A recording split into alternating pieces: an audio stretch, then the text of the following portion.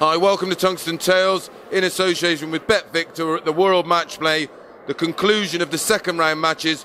First game up, Simon Whitlock against James Wade. It was a scrappy affair. Whitlock eventually coming through 11-7. We caught up with him after the match and he had this to say.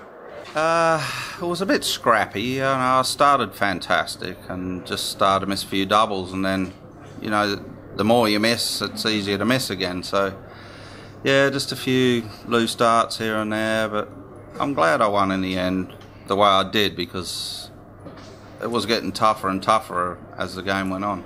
Yeah, I mean, you started off, I think you had 180s in like each of the first four legs, and it looked like it was going to be a blitz, and then sort of James got it back, and then it became harder than it might have been, didn't it, it seemed? Yeah, definitely. I gave him chances, and to be only 3-2 up at the first break, I'm thinking, well, you probably should have been 5-0 up, and then was it 6-4 at the second break? I probably should have been up about 8-2. Yeah, Simon said there, a little bit scrappy at times.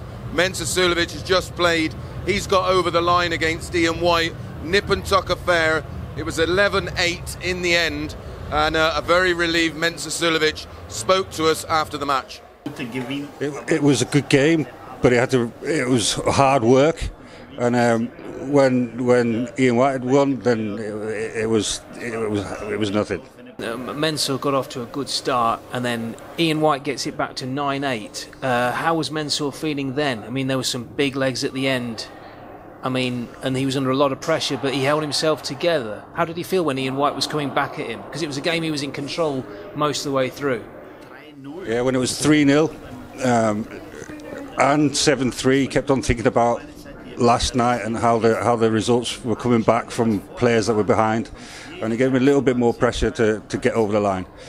So the last two legs were that feeling. He just had to get over the line. Mensur, he's already beaten Gary Anderson on this stage. I mean, he's around the top 5 in the world. Must fancy his chances now, I take it.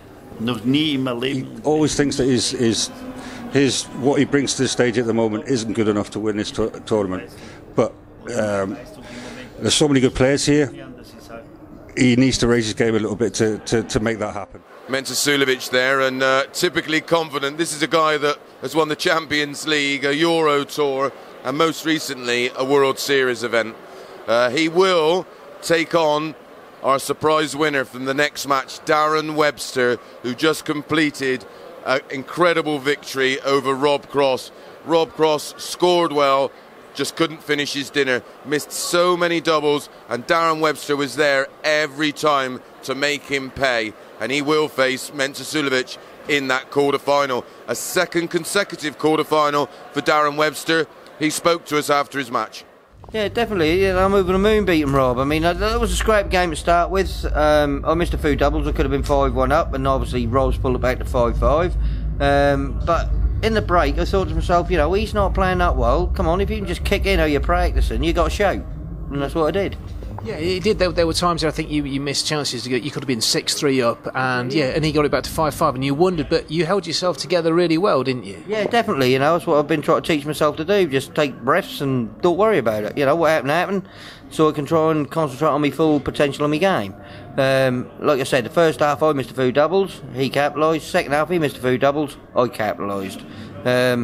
But I was scoring well enough with him to keep with him and then hit my finishing, and that's, I'm over the moon. I am really, really over the moon to win. I mean, how does that rank in all your greatest wins so far then, Darren? Every time I win a darts game, mate, I'm over the moon. That's always my greatest win, because at this level now, and the potential you got with all the youngsters coming, you've still got all the old ones, Michael, Peter Wright, Gary Anderson, Michael Smith, all of them, do you know what I mean? But now you've got all the younger breed come through, so not only are you playing them, you're playing these hungry people as well. So for me to be now pushing for the top 10, honestly, you don't understand, mate, how chuffed I am. And obviously an absolutely elated Darren Webster, who makes his second quarter-final in consecutive years. Well, we've just witnessed an absolute Peter Wright masterclass. Ended up with just shy of 106 average, 50% on his doubles, and won 11-5 against, it has to be said, a very, very good Kim Huybrechts. So his prediction of him being in the quarterfinals came true. He spoke to us just a few minutes ago. Yeah, the problem with that is you've got to carry it on. You know, as you say, you see my first game, I had 89 average and only 45% of finishing on the doubles, and so up to the average. But if you've got to win the tournament, yes, you've got to be doing averages like that, because the quality of players and the standards are going to get higher and higher. You know, some huge finishes in there, 121, 130, 116. I mean, I done 170 and 122 in the round before. These are the things that win you matches, aren't they? Yeah, exactly. Yeah, no. If you get the chance to take them, you take them. Are you happy with the darts tonight, Peter? Yeah, so I was quite happy with them. I don't know. There could be an improvement on them. I got to work on that in the next couple of weeks. You mean you're not going to change them before the quarterfinals, are you, Peter? I don't know. See how we go Friday morning. A very honest assessment there by Peter Wright, and it definitely wasn't mind games. He fancied the job, and he was right in saying so. As I said, runs out an 11-5 winner and made quite a statement there. A big average, best average of the tournament so far. Stay tuned, subscribe to our channel for more updates. Tomorrow is quarterfinals night.